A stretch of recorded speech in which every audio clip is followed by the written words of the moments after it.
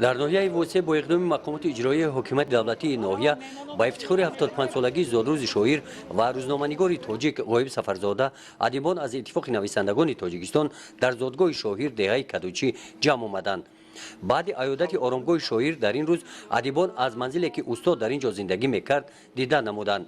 در پهلوی منزل استقامتی استاد کتابخانه و آثارخانه غایب سفرزاده در این روز رسما گشوده شد. در کتابخانه نوشته های غایب سفرزاده، کتاب ها، روزنامه ها جمع آورده شدند. این آغاز کار است، یعنی آنچه از دست ما آمد امروز کردیم.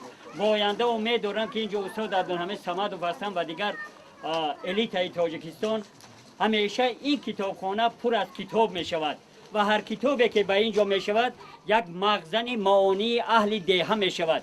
این کتابخانه غایب سفرزاده است و هر چیزی که ما تقدیم میکنیم مال همین خاندان همین کتابخانه می شود. در دهه کدوچی مکتب اینترنت به نام غایب سفرزاده نامگذاری کرده شده است. در سن حولی آن نیمپیکره غایب سفرزاده گذاشته شده است.